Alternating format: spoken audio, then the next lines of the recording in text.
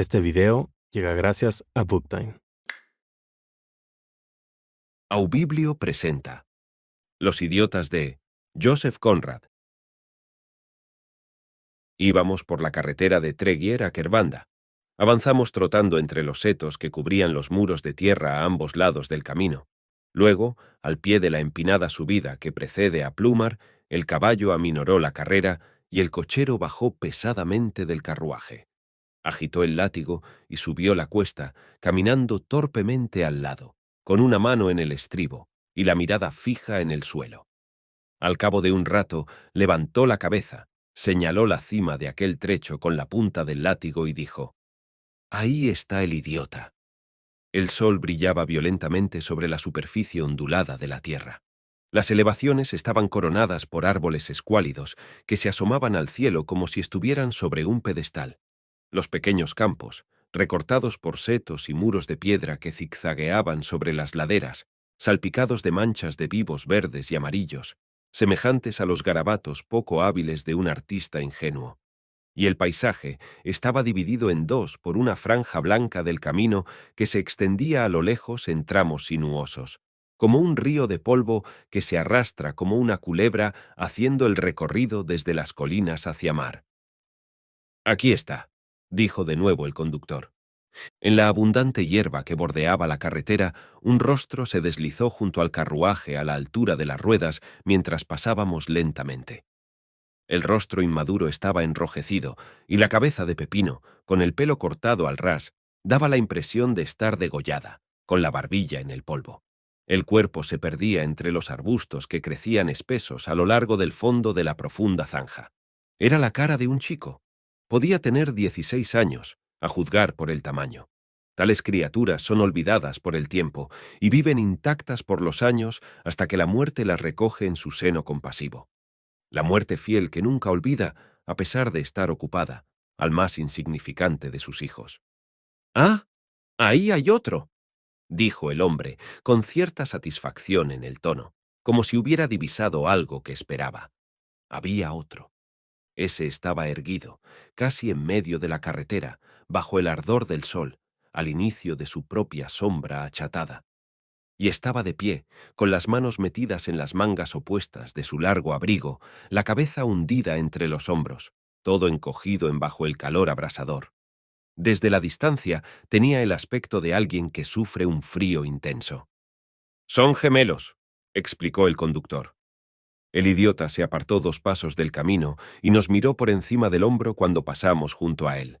La mirada era fija e imperceptible, una mirada absorta, pero no se volvió para seguirnos con la vista. Probablemente la imagen pasó ante sus ojos sin dejar huella en su deforme cerebro. Cuando hubimos alcanzado la cima, volví la cabeza para ver a aquella criatura. Estaba de pie en el camino, justo donde lo habíamos dejado. El conductor se subió a su asiento, chasqueó la lengua y nos fuimos cuesta abajo. El freno chirriaba horriblemente de vez en cuando. Al llegar al pie, se apaciguó el ruidoso mecanismo y el cochero dijo, dando media vuelta sobre su asiento: «Veremos algunos más de ellos dentro de poco». «¿Más idiotas? ¿Cuántos hay?», pregunté. «Hay 4 de ellos, hijos de un granjero cerca de Plumar. Los padres ya han muerto», añadió el conductor al cabo de un rato. «La abuela vive en la granja. Durante el día andan por este camino y vuelven a casa al anochecer con el ganado. Es una de las mejores granjas.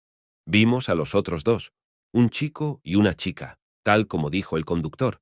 Iban vestidos de manera similar, con ropas sin forma y faldas que parecían enaguas. Lo imperfecto que vivía dentro de ellos movía a aquellos seres a aullarnos desde su lugar, donde se desperezaban entre los duros arbustos. Sus cabezas negras y recortadas sobresalían de la hilera amarilla y brillante de innumerables florecillas. Los rostros estaban enrojecidos por el esfuerzo gritar. Las voces sonaban inexpresivas y entrecortadas como una imitación artificial de las voces de los ancianos. Cesaron de un momento a otro cuando giramos por una callejuela. Los vi muchas veces en mis paseos por el país. Vivían en aquella carretera, vagando de aquí para allá, obedeciendo los inexplicables impulsos de su oscura y monstruosa naturaleza. Eran una ofensa a la luz del sol, un reproche al cielo vacío, una plaga en el vigor concentrado y resuelto del paisaje salvaje. Con el tiempo, la historia de sus padres se dibujó ante mí a partir de las lánguidas respuestas a mis preguntas, de los comentarios indiferentes oídos en posadas o en la misma carretera que aquellos idiotas recorrían. Una parte me la contó un viejo escuálido y escéptico con un látigo tremendo, mientras caminábamos juntos por la arena al lado de una carreta cargada de algas frescas. Luego, en otras ocasiones, varias personas confirmaron y completaron la historia, hasta que por fin la tuve ante mí, terrible a la vez que sencilla, como lo son esas revelaciones de oscuras tragedias sufridas por almas ignorantes o simplonas. Cuando regresó de su servicio militar, Pierre Bacadou encontró a sus padres muy envejecidos. Observó con dolor que el trabajo de la granja no se realizaba de manera satisfactoria ni efectiva. El padre no tenía la energía de antaño. Los peones no sentían sobre ellos el ojo del amo y por ello se aprovechaban. Pierre observó con pena que el montón de abono en el patio, ante la única entrada de la casa, no era tan grande como debiera. Las cercas estaban en mal estado y el ganado padecía por falta de cuidados. En casa, la madre estaba prácticamente postrada en cama, y las criadas parloteaban ruidosamente en la cocina, sin ser reprendidas, desde la mañana a la noche. Se dijo a sí mismo: debemos cambiar todo esto. Habló del asunto con su padre una tarde en que los rayos del sol del atardecer que cruzaba el patio, llenando de franjas luminosas las pesadas sombras del cobertizo. Sobre el montón de abono flotaba una niebla olorosa, y las gallinas alborotadoras se detenían en sus picoteos y cacareos para examinar con una repentina mirada a los dos hombres, delgados y altos, que hablaban en un tono áspero. El viejo, todo retorcido por el reumatismo y encorvado por los años de trabajo, y el más joven, huesudo y recto, discutían sin gestos a la manera indiferente de los campesinos. Pero antes de que el sol se hubiera puesto, el padre se había sometido a los sensatos argumentos del hijo. «No es por mí por quien discuto o me preocupo», insistió Pierre. «Es por la tierra. Es una pena verla mal utilizada. No estoy impaciente por mí». El viejo asintió apoyado en su bastón. «Listo. Sí, te diría que...», murmuró su padre. «Puede que tengas razón. Haz lo que quieras. Es tu madre la que estará contenta». La madre estaba encantada con su nuera. Antes de continuar con este audiolibro, te quiero pedir un favor. En los últimos años, el hábito de la lectura ha disminuido radicalmente, pero su poder para cambiar a las personas y a la sociedad en su conjunto, no. En Audiblio, buscamos poner a disposición todo el conocimiento que almacenan los libros de una forma diferente, y así impactar cada vez a más personas. Pero solos no podremos hacerlo. Necesitamos de tu ayuda. Con tan solo suscribirte, serás uno de nosotros y una pieza fundamental para este cambio. Ojalá y contemos contigo. Gracias. Pierre sacó al patio el cochecillo. El caballo gris galopó torpemente, y los novios, sentados uno al lado del otro, fueron sacudidos hacia adelante y hacia atrás por el movimiento ascendente y descendente de las varillas, de manera regular y brusca. En el camino, los invitados a la boda se dispersaban de forma lenta en parejas y grupos. Los hombres avanzaban con pasos pesados, balanceando sus brazos ociosos. Iban vestidos con ropas de ciudad, chaquetas cortadas con torpe elegancia, duros sombreros negros, botas inmensas y muy lustrosas. Sus mujeres, todas de negro, con bonetes blancos y chales de tonos descoloridos doblados triangularmente en la espalda, paseaban ligeras a su lado. Delante, el violín entonaba una estridente melodía, y la gaita roncaba y canturreaba, mientras el amenizador hacía cabriolas con solemnidad, levantando en alto sus pesados zuecos. La sombría procesión entraba y salía de los estrechos senderos, a través del sol y de la sombra, asustando a los pajarillos que se alejaban en tropel a todas direcciones. En el patio de la granja de Bacadou, la cinta negra se enrolló en una masa de hombres y mujeres que en las puertas se apiñaban con gritos y saludos. El banquete nupcial fue recordado durante meses. Fue un festejo espléndido en el huerto. A lo largo de todo el camino hacia Treguier, incluso hasta el mediodía siguiente, se encontró a campesinos de considerables recursos y excelente reputación durmiendo en las cunetas. Todo el campo participaba de la felicidad de Jean, Pierre. Él permaneció sobrio y junto con su tranquila esposa se mantuvo al margen, dejando que padre y madre cosecharan los merecidos honores y agradecimientos. Pero al día siguiente se apoderó de ellos con firmeza, y los ancianos sintieron que una sombra, precursora de la tumba, caería finalmente sobre ellos. El mundo es para los jóvenes. Cuando nacieron los gemelos había sitio de sobra en la casa, pues la madre de Jean, Pierre, se había marchado a yacer bajo una pesada losa en el cementerio de Plumard. Aquel día, por primera vez desde el matrimonio de su hijo, el anciano Bacadou, olvidado por el cacareo de las extrañas mujeres que se aglomeraban en la cocina, abandonó su asiento bajo la repisa de la chimenea y se dirigió al establo vacío, sacudiendo consternado sus canosos cabellos. Bien estaba eso de tener nietos, pero él quería su sopa a mediodía.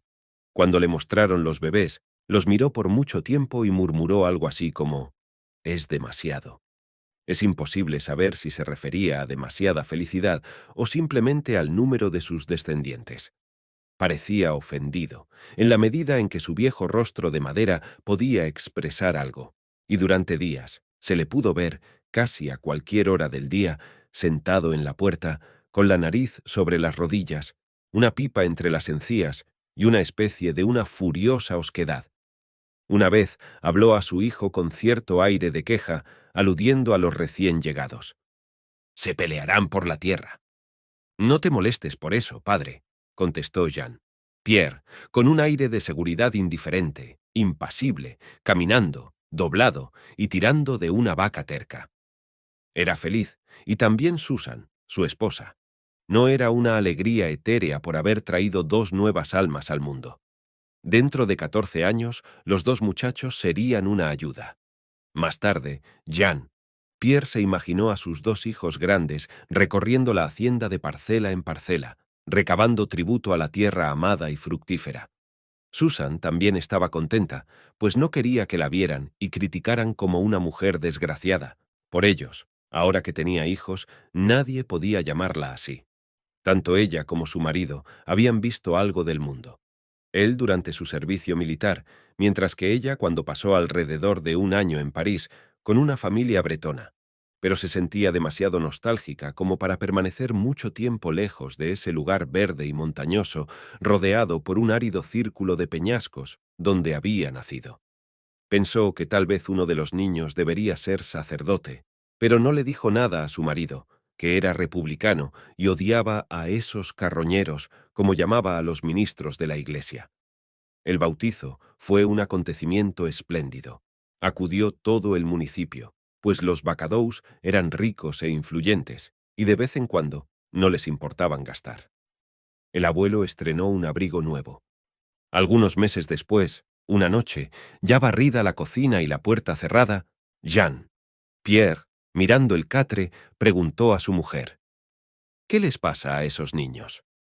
Y como si estas palabras, pronunciadas con calma, hubieran sido presagio de desgracia, ella respondió con un fuerte quejido que debió de oírse hasta en la pocilga, porque los cerdos se revolvieron y gruñeron durante la noche entera. El marido siguió masticando su pan con mantequilla, mirando a la pared, mientras que el plato de sopa humeaba bajo el mentón. Había vuelto tarde del mercado y fue allí donde había oído, y no era la primera vez, algunas murmuraciones a sus espaldas. Repasó las palabras mientras regresaba. «Retrasados. Los 2 nunca servirán de nada. Ya veremos. Le preguntaré a mi mujer». Esta fue su respuesta. Sintió como un golpe en el pecho, pero solo dijo: «Anda, tráeme un poco de sidra que estoy sediento». Ella salió gimiendo con la jarra vacía en la mano. Él se levantó, cogió la luz y se dirigió lentamente hacia las cunas y vio que estaban dormidos. Los miró de reojo, dejó de masticar el bocado y volvió con lentitud a sentarse ante su plato. Cuando su mujer regresó, él ni siquiera levantó la vista, sino que tragó ruidosamente un par de cucharadas más y comentó desinteresado: Cuando duermen son como los hijos de los demás. Ella se sentó de repente en un taburete cercano y se abandonó en una silenciosa tempestad de sollozos, incapaz de hablar. Él terminó de cenar y permaneció echado en su silla, con la mirada perdida entre las negras vigas del techo. Ante él, la vela de sebo ardía roja, lanzando un delgado hilo de humo negro. La luz se posaba sobre la piel de su cuello, áspera y quemada por el sol. Las mejillas hundidas formaban dos grandes manchas de oscuridad sobre el rostro. Su aspecto era rígido y lúgubre, como si hubiera rumiado con dificultad un sinfín de ideas. Luego dijo, con solemnidad: «Debemos consultar con alguien. No llores. No serán todos así, te lo aseguro. Por ahora, vamos a descansar». Después de nacer el tercer hijo, también varón, Jean, Pierre se dedicó a su trabajo con más tenacidad que antes.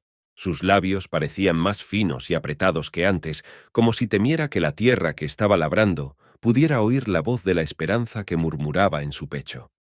Observó al niño, que se acercaba a la cuna haciendo sonar el suelo de piedra con sus zapatos, y con su mirada distraída se asomó, con una indiferencia que es como una deformidad del espíritu campesino. Y, a semejanza de la tierra que dominan y a la que sirven, esos hombres lentos en el mirar y en el hablar no muestran jamás su fuego interior. Y esto es así, al punto que uno acaba por preguntarse si, al igual que la tierra, hay en su núcleo calor, violencia, una fuerza misteriosa y terrible, o nada más que una masa inerte, fría e insensible, preparada, con varias dificultades, para dar una cosecha de plantas que sostengan la vida o den la muerte. La madre observaba con otros ojos, escuchaba con oídos expectantes. Bajo las altas estanterías colgantes que sostenían grandes bandejas de tocino, se ocupaba de otras tareas como vigilar la olla que se balanceaba sobre el fogón, limpiar la larga mesa donde los peones del campo se sentarían para la cena. Aún con todo ello, su mente permanecía en vela, junto a la cuna, noche y día para sufrir. Aquel niño, como los otros dos, nunca sonreía, nunca le tendía la mano, nunca hablaba. No tenía una mirada de reconocimiento para ella en sus grandes ojos negros, que fracasaban irremediablemente en seguir el brillo de un rayo de sol deslizándose lentamente por el suelo. Cuando los hombres estaban trabajando, ella pasaba largos días entre sus tres hijos idiotas, y el abuelo, que permanecía sentado, infantil a la vez que sombrío, anguloso e inmóvil, con los pies cerca de las cálidas cenizas de la chimenea. El débil anciano parecía sospechar que a sus nietos les pasaba algo. Solo una vez, movido por el afecto o por el sentido de la corrección, intentó jugar con el más pequeño. Levantó al niño del suelo, le chasqueó la lengua y ensayó un tembloroso galope con sus huesudas rodillas. Luego, miró atentamente con sus ojos empañados la cara del niño y volvió a dejarlo suavemente en el suelo. Permaneció sentado con sus piernas cruzadas, asintiendo, ante el vapor que salía del guiso que cocía en el caldero, con una mirada senil y preocupada. Cuando una muda aflicción habitaba en la granja Bacadou, que compartía el aire y el pan con sus habitantes, el cura de la parroquia de Plumar encontró un gran motivo de alegría. Fue a visitar a un terrateniente de grandes riquezas, el marqués de Chabanes, con el propósito de pronunciarse sobre los solemnes, aunque incomprendidos, caminos de la providencia. En la vasta penumbra del salón con cortinas, el hombrecillo, semejante a un almohadón negro, se sentó en un sofá, con el sombrero sobre las rodillas. Estaba, tanto humilde como contento, confiado y sobrecogido, todo a la vez.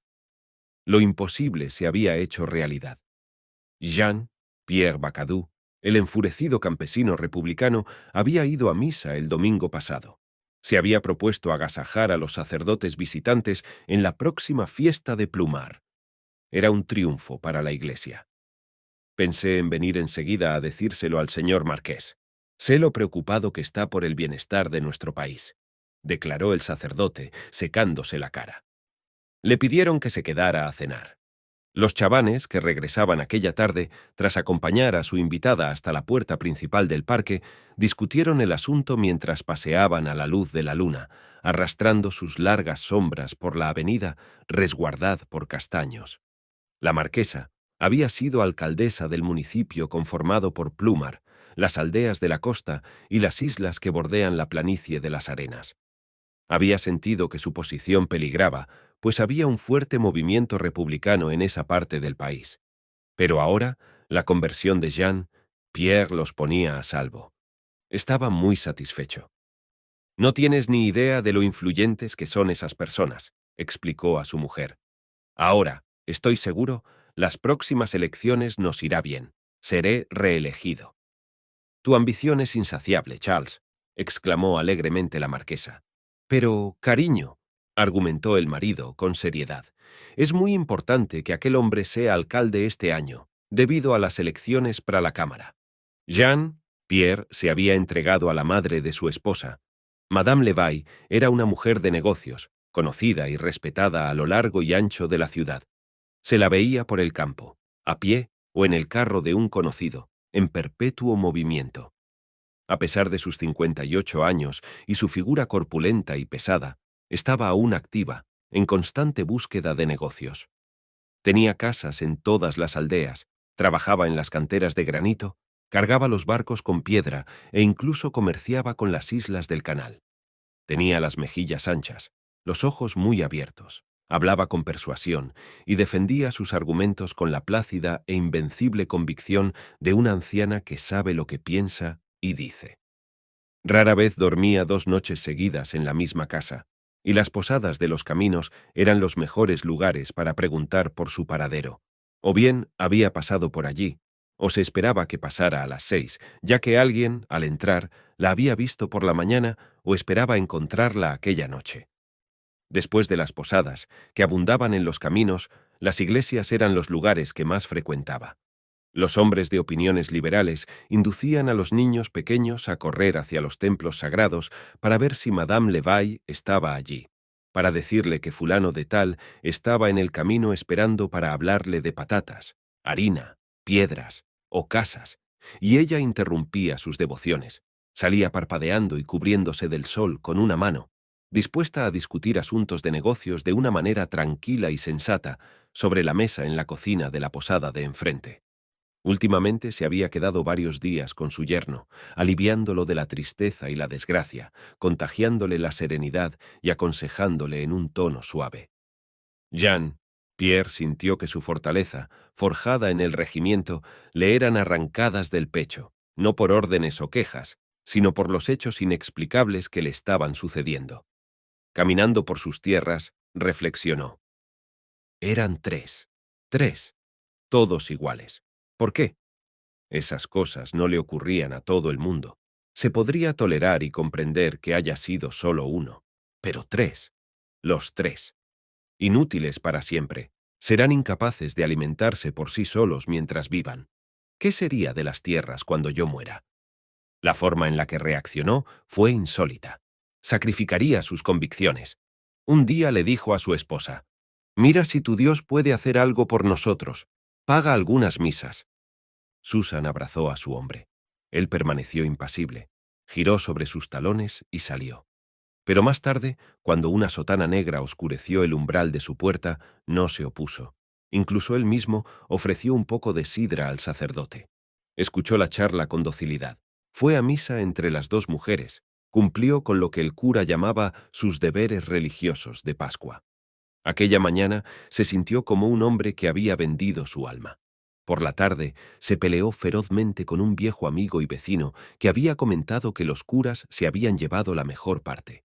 Llegó a casa desgreñado y sangrando, y al ver a sus hijos, por lo general los mantenía alejados, maldijo golpeando la mesa, vociferando incoherencia y juramentos. Susan lloraba. Madame Levaille permaneció serena. Aseguró a su hija que ya pasaría y, cogiendo su grueso paraguas, se marchó a toda prisa a buscar una buque que iba a cargar con granito que sacaría de su cantera. Un año después, más o menos, nació la niña. Jean Pierre se enteró en el campo, y la noticia le afectó tanto que se sentó en el muro y se quedó allí hasta la noche, en lugar de volver a casa como le habían instado a hacer. Una niña. Se sintió engañado. Sin embargo, cuando llegó a casa se reconcilió en parte con su destino. Uno podría casarla con un buen tipo, no con un bueno para nada, sino con un tipo con algo de entendimiento y un buen par de brazos. Además, el próximo podría ser un niño, pensó. Por supuesto que estarían bien. Su nueva convicción no admitía dudas. La mala suerte había terminado. Habló alegremente con su mujer. Ella también estaba esperanzada. 3 sacerdotes acudieron a aquel bautizo, y Madame Levi fue la madrina. La niña también resultó idiota. Luego, los días de mercado, se veía a Jean, Pierre regateando con amargura y con avaricia. Luego se emborrachaba con oscura solemnidad. Conducía a casa a una velocidad digna de una boda, pero con un rostro lo bastante sombrío como para un funeral. A veces insistía en que su mujer le acompañase y conducían de madrugada, temblando uno al lado del otro en el estrecho asiento, encima del indefenso cerdo que, con las patas atadas, gruñía en cada bache. Los paseos matutinos eran silenciosos, pero por la tarde, al volver a casa, Jean, Pierre, encolerizado, murmuraba maliciosamente y gruñía a la mujer, maldiciéndola y recriminándola por no poder parir y criar niños como los de los demás. Susan, sosteniéndose contra los erráticos movimientos del carro, fingía no oír. Una vez, mientras atravesaban Plumar, un oscuro impulso le hizo detenerse bruscamente frente a la iglesia. La luna nadaba entre ligeras nubes blancas. Las lápidas brillaban pálidas bajo las sombras de los árboles del cementerio. Hasta los perros del pueblo dormían. Solo los ruiseñores, despiertos, emitían el estremecimiento de su canto por encima del silencio de las tumbas. Jean, Pierre, le dijo a su mujer, «¿Qué crees que hay ahí?» Apuntó con el látigo a la torre, en la que la gran esfera del reloj aparecía en lo alto, a la luz de la luna, como un rostro pálido sin ojos, y descendiendo con cuidado, cayó de rodillas de forma intempestiva junto a la rueda. Se levantó y subió uno a uno los pocos escalones hasta la puerta de hierro del cementerio. Apoyó la cara en los barrotes y gritó indistintamente, «¡Hola! ¡Sal de ahí!» «Jean, vuelve, vuelve», suplicó su esposa en voz baja. No hizo caso y pareció esperar allí. El canto de los ruiseñores sonaba por todas partes de la iglesia, fluyendo entre las cruces de piedra y las losas planas y grises, grabadas con palabras de esperanza y dolor. Te digo que salgas», gritó Jean. «Pierre, con fuerza». Los ruiseñores dejaron de cantar. «¿Nadie?», continuó Jean. «Pierre, no hay nadie. Los cuervos son unos estafadores. Eso es lo que es. Nadie en ninguna parte. ¡Qué despreciable! ¡Ey, vamos!». Sacudió la verja con todas sus fuerzas, y los barrotes de hierro traquetearon con un estrépito espantoso, como una cadena arrastrada sobre escalones de piedra. Un perro ladró con premura. Jean. Pierre retrocedió tambaleándose y luego de 3 saltos sucesivos subió a su carro. Susan se quedó sentada, muy quieta y callada. Él le dijo con severidad de borracho, «¿Ves? Nadie. Me han tomado el pelo. Alguien pagará por ello. Al próximo que vea cerca de la casa le daré con mi látigo. No lo quiero ahí dentro. Solo ayuda a los cuervos carroñeros para que roben a los pobres. Soy un buen hombre. Veremos si no puedo tener hijos como cualquier otro. No serán como los otros, serán como cualquier otro. Ya verás». Ella estalló a través de los dedos que ocultaban su rostro. «No digas eso, Jean, no digas eso». Él le propinó un golpe en la cabeza con el dorso de la mano y la derribó de tal forma que quedó encogida al fondo del carro, sin poder tener estabilidad debido al movimiento constante del carro. Condujo furiosamente, de pie, blandiendo el látigo, sacudiendo las riendas sobre el caballo gris que galopaba como si fueran de un pesado metal. El campo emitía clamores en la noche, entre ellos los irritados ladridos de los perros de granja que seguían el traqueteo de las ruedas a lo largo de todo el camino. Él, en su propia puerta, se enganchó al poste, saltó del carro y cayó de cabeza. El caballo avanzó lentamente hasta la puerta. Al oír los gritos desgarradores de Susan, los peones salieron corriendo. Ella lo creyó muerto, pero solo se había quedado dormido en el lugar que cayó. Él se incorporó solo para maldecir a sus hombres, que se apresuraron hacia él, por perturbar su sueño. Llegó el otoño. El cielo nublado cubría los negros contornos de las colinas, y las hojas muertas danzaban en espirales bajo los árboles desnudos, hasta que el viento, suspirando profundamente, las depositaba en los huecos de los valles. Y desde la mañana hasta la noche se veían por toda la tierra ramas nudosas y retorcidas, como contorsionadas por el dolor. Los arroyos claros y mansos de los días de verano se precipitaban descoloridos y furiosos contra las piedras que cerraban el paso al mar, con la furia de la locura que se empeña en suicidarse. De horizonte a horizonte, el gran camino hacia las arenas se extendía entre las colinas, semejante a un río de barro innavegable. Jean, Pierre iba de campo en campo, moviéndose borroso a través de la llovizna, o dando saltos en las elevaciones del camino, solitario a través de la cortina gris de nubes, a la deriva, como si hubiera estado paseando por el borde mismo del universo. Miraba la tierra negra, muda y prometedora, la tierra misteriosa que cumplía su función vital en una quietud como de muerte, bajo la tristeza velada del cielo. Y le pareció que, para un hombre como él, que, aunque con hijos, no había tenido suerte en ese aspecto, no había promesa en la fertilidad de los campos, que de él la tierra escapaba, le desafiaba, le fruncía el ceño como las nubes, sombrías y apresuradas sobre su cabeza. ¿Debía renunciar a la esperanza de tener a su lado un hijo que mirara las tierras con ojos de un talentoso hacendado?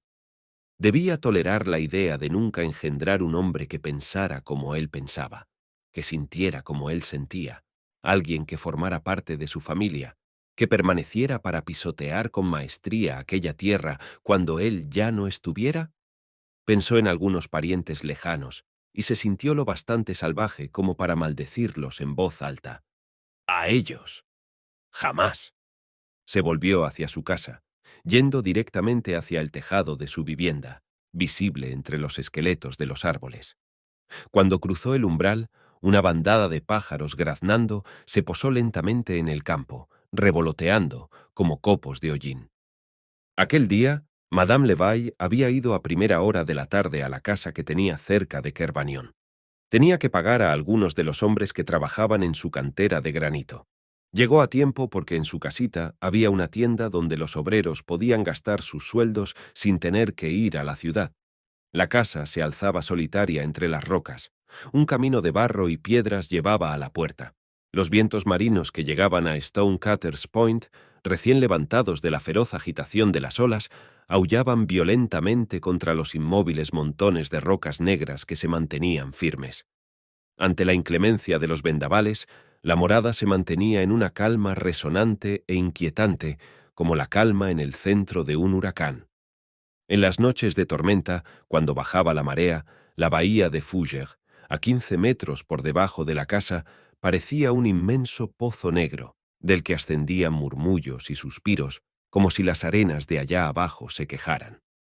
Con la marea alta, el agua que volvía se precipitaba contra las rocas, terminando en estallidos de luz lívida y columnas de rocío fulgurantes que volaban tierra adentro, aguijoneando la hierba hasta estropearla.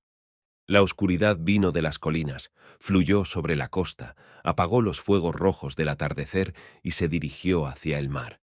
El viento se retiró con el sol, dejando un mar enloquecido y un cielo devastado.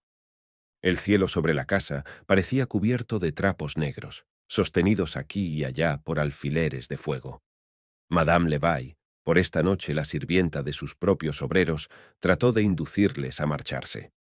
«Una vieja como yo debería estar en la cama a estas horas», repetía con buen humor. Los obreros bebieron y pidieron más. Gritaban por encima de la mesa como si entre ellos hubiera un campo de distancia que los separara. En un rincón, 4 de ellos jugaban a las cartas, golpeando la madera con sus duros nudillos y maldiciendo a cada paso. Uno estaba sentado con la mirada perdida, tarareando un compás de alguna canción que repetía sin cesar. Otros 2, en un rincón, discutían confidencial y encarnizadamente sobre alguna mujer, mirándose a los ojos como si quisieran arrancárselos, aunque hablaban susurrando, Sus gestos prometían violencia y muerte a duelo. La atmósfera era lo bastante densa que podría haber sido rebanada con un cuchillo. 3 velas encendidas alrededor de la larga habitación alumbraban lánguidamente, como chispas que se aferran a su brillo, débiles en la ceniza. Tocaron levemente a la puerta. El chasquido en el hierro fue tan inesperado y sorprendente como un trueno, debido a la hora. Madame Levaille levantó la botella que sostenía para servir una copa. Los jugadores volvieron la cabeza. Cesó la disputa susurrada. Solo la cantante, tras lanzar una mirada a la puerta, siguió canturreando con el rostro inexpresivo. Susan apareció en el umbral, entró, cerró la puerta y apoyó la espalda en ella, diciendo, levantando ligeramente la voz: «¡Madre!». Madame Levaille, cogiendo de nuevo la botella, dijo tranquilamente: «Aquí tienes, mi niña. ¿En qué estado te encuentras?». El cuello de la botella sonó en el borde del vaso, pues la anciana se sobresaltó, y la idea de que la granja se pudo haber incendiado se le había metido en la cabeza. No podía pensar en otra razón que explicara la visita repentina de su hija. Susan, empapada y embarrada, recorrió toda la habitación con la mirada fija hacia los hombres del fondo. Su madre preguntó: «¿Qué ha pasado? Que Dios nos libre de la desgracia». Susan movió los labios. No emitió ningún sonido. Madame Levaille se acercó a su hija, la cogió del brazo y la miró a la cara. «En nombre de Dios», dijo la madre temblorosa. «¿Qué te pasa? Te has revolcado en el barro. ¿Por qué has venido? ¿Dónde está Jean?». Todos los hombres se habían levantado y se acercaban lentamente, mirando con sorpresa. Madame Levaille apartó a su hija de la puerta y la hizo girar sobre un asiento pegado a la pared. Luego se volvió ferozmente hacia los hombres. «¡Basta ya! ¡Fuera! Hemos cerrado», dijo la madre sulfurada. Uno de ellos, mirando a Susan desplomada en el asiento, dijo: «Está, podría decirse, medio muerta». Madame Levaille abrió la puerta de golpe. «¡Fuera! ¡Márchense!», gritó, temblando por los nervios. Salieron al encentro de la noche, riendo, indiferentes a lo que habían presenciado. El ruido se alejó por el sendero con los hombres, que se tambaleaban juntos en un nudo apretado, discutiendo entre sí. «Habla, Susan. ¿Qué ocurre? Habla, por favor», suplicó Madame Levaille en cuanto se cerró la puerta. Susan pronunció unas palabras incomprensibles.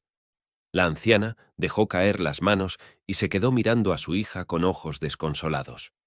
Su marido había estado mal de la cabeza unos años antes de morir y ahora empezaba a sospechar que su hija se estaba volviendo loca también.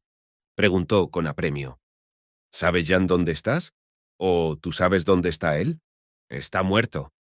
«¿Qué?», gritó la anciana. «¿Qué dices? ¿Qué dices? ¿Qué dices?». Susan se sentó con los ojos secos e inmóviles ante Madame Levaille, que la contemplaba, sintiendo que un inexplicable horror se deslizaba aprovechando el silencio de la casa. Apenas se hubo enterado de la noticia, comprendió en un breve instante que se estaba enfrentando con algo inesperado y definitivo. Ni siquiera se le ocurrió pedir explicaciones. Pensó: un terrible accidente, sangre en la cabeza, caída por el tejado.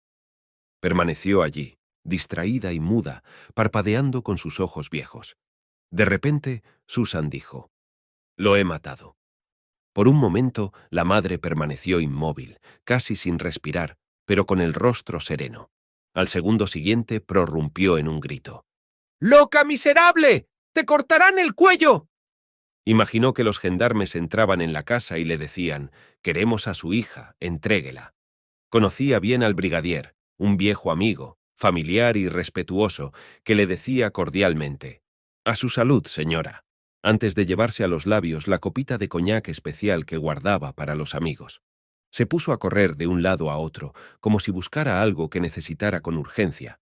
De un momento a otro, se quedó inmóvil en medio de la habitación y le gritó a su hija: «¿Por qué? Dime, ¿por qué lo hiciste?». Su hija parecía salir de su extraña apatía. «¿Crees que soy de piedra?», le gritó, avanzando hacia su madre. «No, es imposible», dijo Madame Levaille con firmeza. «Ve a ver, madre», replicó Susan mirándola con ojos ardientes. «No hay riquezas en el cielo, ni justicia. No. Y yo no lo sabía. ¿Crees que no tengo corazón? ¿Crees que nunca he oído a la gente burlarse de mí, compadecerse de mí? ¿Sabes cómo me llamaban algunos? La madre de los idiotas. Ese era mi apodo. Mis hijos nunca me conocerán, nunca me hablarán. No conocerán nada, ni a los hombres, ni a Dios. He rezado, pero la mismísima Madre de Dios no quiso escucharme. Una madre. ¿Quién tenía la maldición, yo o el hombre que ha muerto? Dímelo. Cuidé de mí misma. ¿Crees que desafiaría la ira de Dios y tendría mi casa llena de esas cosas que son peores que animales que no conocen la mano que les da de comer? ¿Quién fue el que blasfemó en la puerta de la iglesia? ¿Fui yo? Solo lloré y recé por misericordia. Aún así he sentido la maldición en cada momento del día, mi desgracia y mi vergüenza. Y él vendría. Le rogué piedad a él y al cielo piedad. No. Vino esta tarde. Pensé, otra vez. Tenía mis tijeras largas. Le oí gritar. Le vi cerca. ¿Debo? Me pregunté. Entonces lo cogí y le apuñalé en la garganta, por encima del esternón. Ni siquiera le oí suspirar. Le dejé de pie aún. Fue hace un minuto. ¿Cómo he llegado hasta aquí? Madame Levi se estremeció. Una corriente de frío recorrió su espalda, bajó por sus gordos brazos bajo las ajustadas mangas y le hizo golpear el suelo con desesperación. Un escalofrío recorrió sus anchas mejillas, sus finos labios, las arrugas de sus viejos y firmes ojos. Y le gritó, tartamudeando, tropezando cada dos palabras. «Mujer malvada, me deshonras. Siempre te has parecido a tu padre. ¿Qué crees que será de ti en el otro mundo? En este. Oh, miserable». Ahora tenía mucho calor, se sentía arder por dentro. Se frotó las manos sudorosas y de pronto, arrancando a toda prisa, empezó a buscar su gran chal y su paraguas, sin mirar ni una sola vez a su hija, que estaba en medio de la habitación, siguiéndola con su mirada distraída y fría. «Nada peor que esto», dijo Susan. Su madre, con el paraguas en la mano y arrastrando el chal por el suelo, sollozó profundamente. «Debo ir a ver al cura», estalló apasionadamente. «No sé si dices la verdad. Eres una mujer horrible. Te encontrarán en cualquier parte. Puedes quedarte aquí o irte. No hay lugar para ti en este mundo». Ya lista para partir, vagaba sin rumbo por la habitación, colocando las botellas en el estante. Con sus temblorosas manos trataba de encajar las cajas de cartón. Cada vez que él recordaba lo que había oído, le parecía que algo había explotado en su cerebro sin que, por desgracia, le estallara la cabeza en pedazos, lo que habría sido un alivio. Apagó las velas una a una sin darse cuenta y la oscuridad la sobresaltó. Cayó sobre un banco y empezó a lloriquear. Al cabo de un rato cesó y se quedó sentada, escuchando la respiración de su hija, a la que apenas podía ver, quieta y erguida, sin dar ninguna señal de vida. Durante aquellos minutos se estaba haciendo vieja rápidamente. Hablaba en un tono inestable, entrecortado por el traqueteo de los dientes, como una persona sacudida por una agonía mortal y fría. «Ojalá hubieras muerto antes. Nunca más me atreveré a asomar mi vieja cabeza al sol. Hay desgracias peores que los niños idiotas. Ojalá me hubieran nacido sencillos como los otros», dijo Susan. Vio pasar la figura de su hija ante la claridad tenue de la ventana. Luego apareció en el umbral durante un segundo. La puerta se cerró con un ruido seco. Madame Levaille, como si el ruido la hubiera despertado de una larga pesadilla, salió corriendo. «¡Susan!», gritó desde el umbral de la puerta. Oyó rodar una piedra por el declive de la playa rocosa. Avanzó con cautela, apoyando una mano en la pared de la casa, y miró hacia la suave oscuridad de la bahía vacía. Una vez más gritó. «¡Susan! ¡Te vas a hacer daño!». De un momento a otro ya no oyó nada. Un pensamiento repentino pareció silenciarla y no volvió a llamar. Dio la espalda al negro silencio de la fosa y subió por el sendero hacia Ploumar, avanzando a trompicones y con sombría determinación, como si hubiera emprendido un viaje desesperado que duraría, tal vez, hasta el final de su vida. Un constante y taciturno clamor de olas rodando sobre arrecifes la siguió tierra adentro, entre los altos árboles que abrigaban la sombría soledad de los campos. Susan había salido corriendo, desviándose bruscamente a la izquierda, y en el borde de la ladera se ocultó detrás de un peñasco. Una piedra desprendida siguió bajando, formando un ruido estruendoso al caer. Cuando Madame Levi la llamó, Susan habría podido, estirando la mano, tocar la falda de su madre, si hubiera tenido el valor de mover un miembro. Vio alejarse a la anciana y permaneció quieta, cerrando los ojos y apretando el costado contra la superficie dura y escarpada de la roca. Al cabo de un rato, un rostro familiar de ojos fijos y boca abierta se hizo visible en la intensa oscuridad entre las rocas. Lanzó un grito y se levantó. El rostro desapareció, dejándola jadeando y temblando sola en el desierto de piedras. Pero en cuanto volvió a agacharse para descansar, con la cabeza apoyada en la roca, el rostro regresó, se acercó y pareció ansioso por terminar el discurso que la muerte había interrumpido hacía un momento. Se puso rápidamente en pie y dijo: «Vete, o lo haré de nuevo». La imagen vaciló, giró a la derecha, a la izquierda. Ella se movió de un lado a otro, retrocedió, se imaginó que le gritaba, y quedó horrorizada por la quietud ininterrumpida de la noche. Se tambaleó en el borde, sintió el pronunciado declive bajo sus pies y se precipitó ciegamente. Los guijarros empezaron a rodar delante de ella, la persiguieron desde arriba, bajaron con ella a ambos lados. En la paz de la noche el ruido crecía, convirtiéndose en un rumor, continuo y violento, como si toda la playa pedregosa hubiera empezado a desplomarse hacia la bahía. Los pies de Susan apenas tocaban la pendiente que parecía descender con ella. Al llegar abajo, tropezó, salió disparada hacia adelante, extendiendo los brazos, y cayó. Se levantó de un salto y se volvió con rapidez para mirar hacia atrás, con las manos llenas de arena. El rostro estaba allí, guardando las distancias, visible en su propio brillo que formaba una pálida mancha en la noche. «¡Vete!», le gritó con dolor, con miedo, con toda la rabia de aquella puñalada inútil que no pudo callarle, apartarle de su vista. «¿Qué quieres ahora? Estás muerto. Los muertos no tienen hijos. ¿Nunca me dejarás en paz?». Ella agitó las manos extendidas.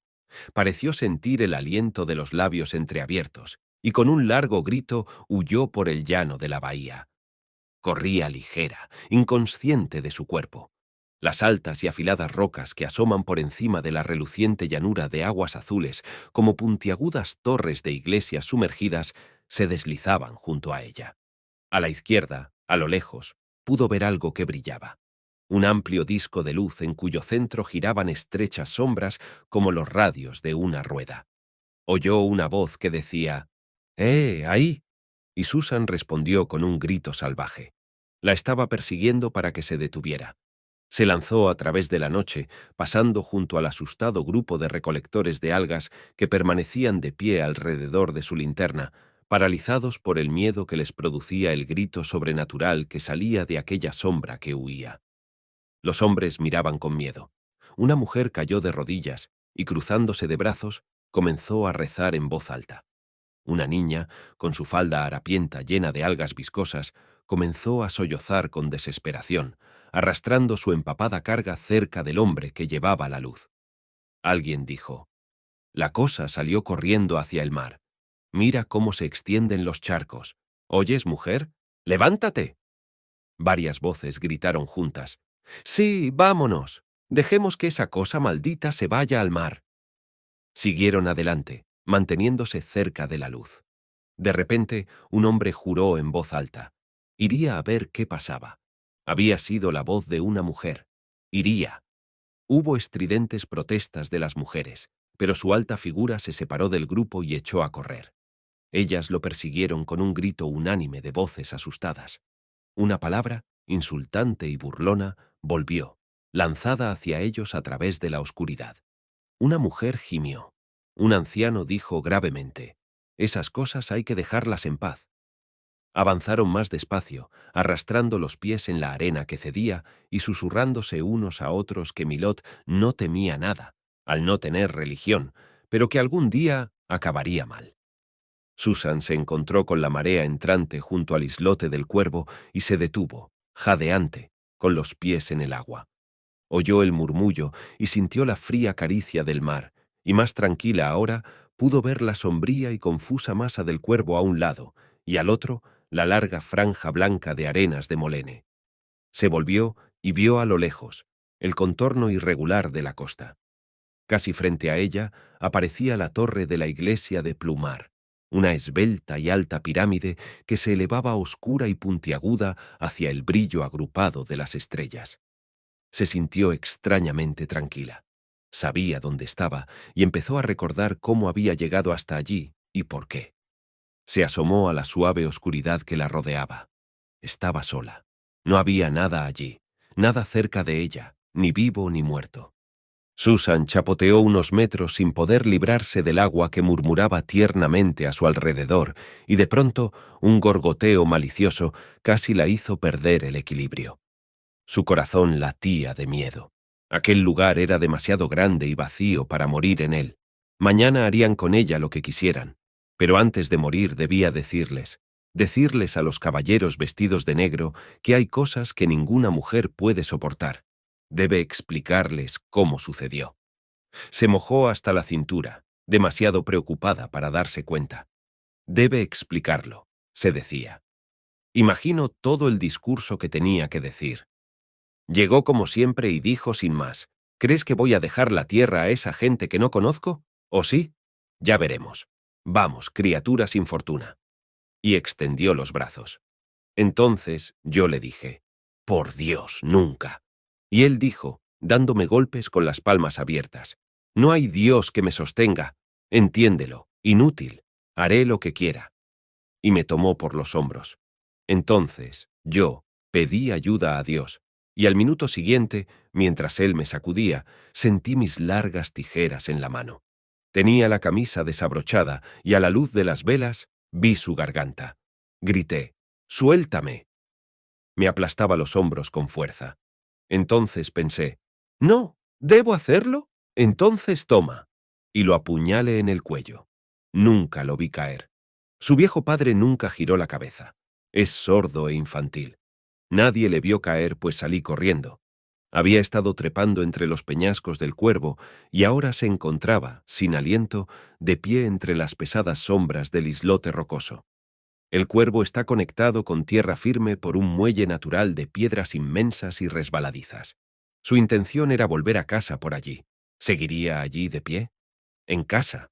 En casa. 4 idiotas y un cadáver. Ella debe volver y explicar.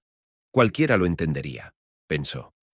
De un momento a otro se sobresaltó, resbaló, cayó, y sin intentar levantarse, oyó una respiración agitada, un ruido de zuecos de madera. Se detuvo. «¿Por dónde diablos has pasado?», dijo un hombre invisible con voz ronca. Contuvo la respiración. Reconoció la voz. No le había visto caer. ¿La persiguió hasta allí, muerto o tal vez vivo? Perdió la cabeza. Gritó desde la grieta donde yacía acurrucada: «¡Nunca, nunca!». «Ah, todavía estás ahí. Me has hecho bailar muy bien. Espera, mi reina, debo ver cómo te ves después de todo esto. Espera». Milord se tambaleaba, se reía, juraba sin sentido por pura satisfacción, satisfecho de sí mismo. «Como si existieran los fantasmas. ¡Bah!». Hizo falta un viejo soldado africano para enseñarles a esos chapuceros. Pero era curioso. ¿Quién demonios era ella? Susan escuchaba, oculta. Ese hombre muerto venía a por ella. No tenía escapatoria. Le vio levantar la cabeza, luego los hombros. Era alto, era su hombre. Sus largos brazos se agitaban, y era su propia voz la que sonaba un poco extraña, debido a las tijeras. Corrió hasta el borde de la calzada y se dio la vuelta. El hombre permanecía inmóvil sobre una piedra alta. «¿A dónde vas?», llamó bruscamente. «A casa», respondió y lo observó con atención. Él dio un salto torpe y cayó sobre otra roca. Se detuvo de nuevo, equilibrándose. «¡Ja, ja!». «Bueno, me voy contigo. Es lo menos que puedo hacer. ¡Ja, ja, ja!».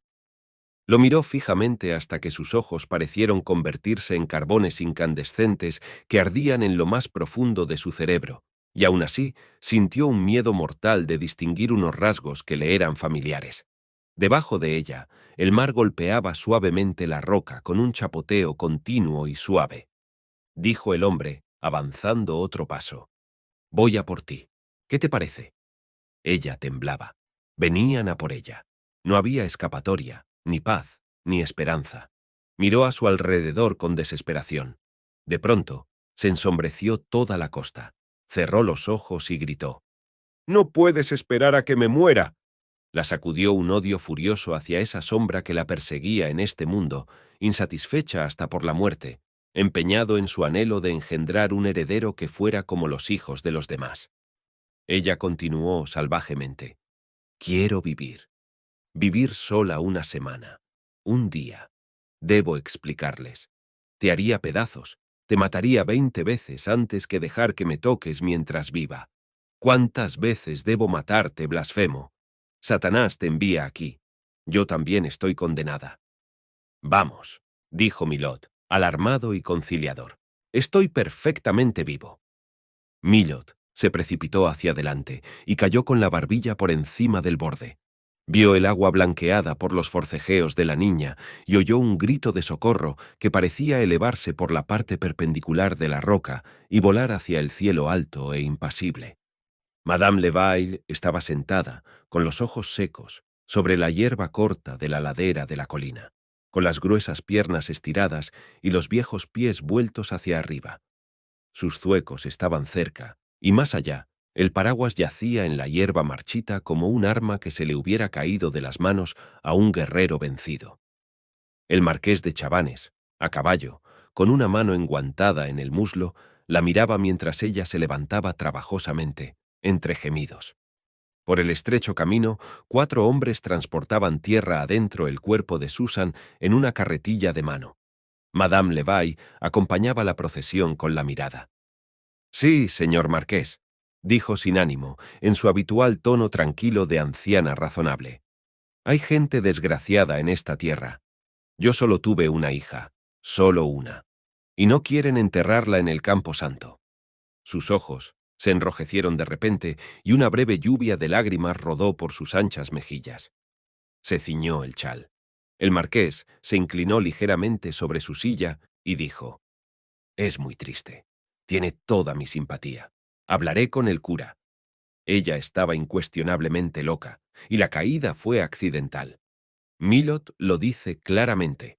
Y se fue a paso ligero, pensando para sí: «Debo conseguir que esta vieja sea nombrada tutora de esos idiotas, que sea administradora de esa granja. Sería mucho mejor que tener aquí a uno de esos otros vacadús, corrompiendo mi comuna». Soy Julio Mendoza. Esperamos que hayas disfrutado de esta producción de Los idiotas de Joseph Conrad. Si deseas agregar este libro a tu biblioteca, dejaremos los enlaces en la descripción. También puedes seguir nuestro canal principal, Auviblio. Gracias y nos vemos en la siguiente página.